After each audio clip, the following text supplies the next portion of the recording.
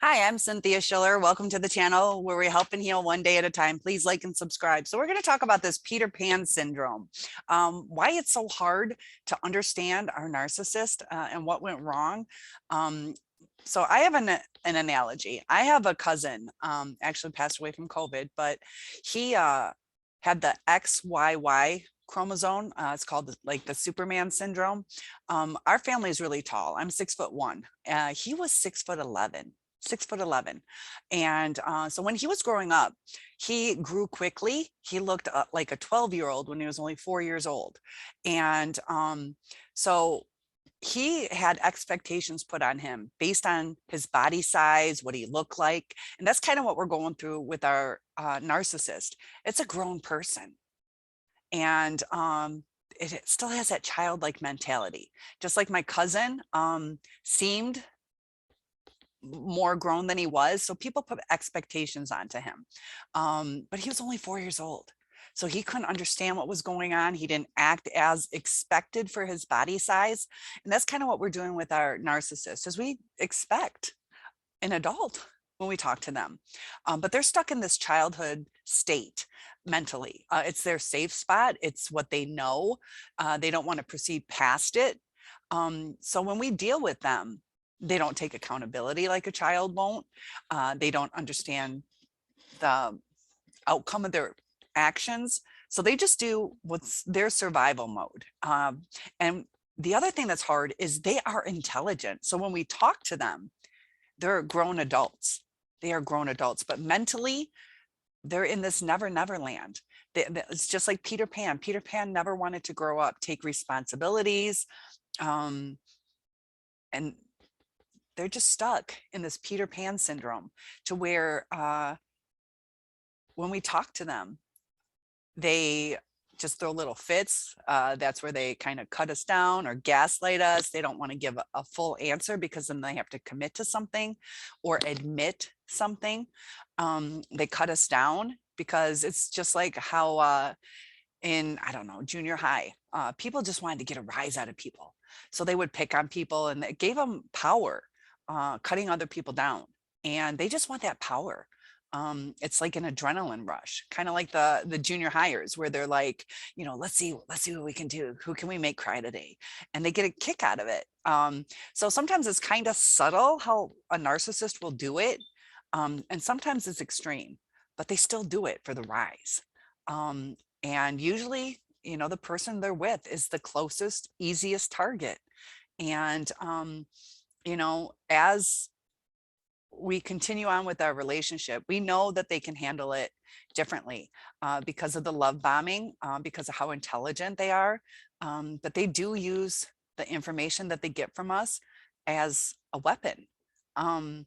It's not necessarily to touch our heart and get closer to us.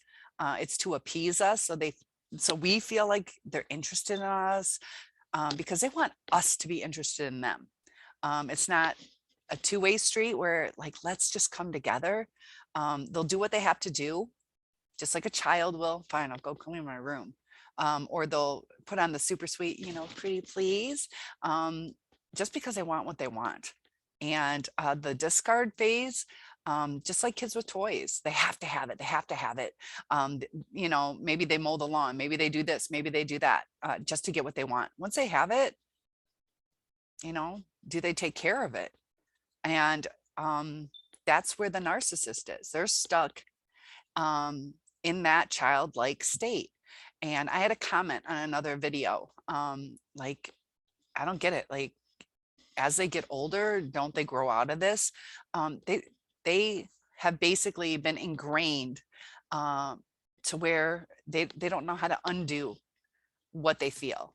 They don't know how to undo not having empathy. You can't tell somebody to love something. They just have to do it. And part of love is a choice. Love is a choice. But it's also romantically, just like, a feeling and an appreciation and a two-way street. But they're just stuck in that childlike state and they just can't get out of it. They might learn coping skills, but they still feel like that child inside. So if they do change, it's so unnatural for them.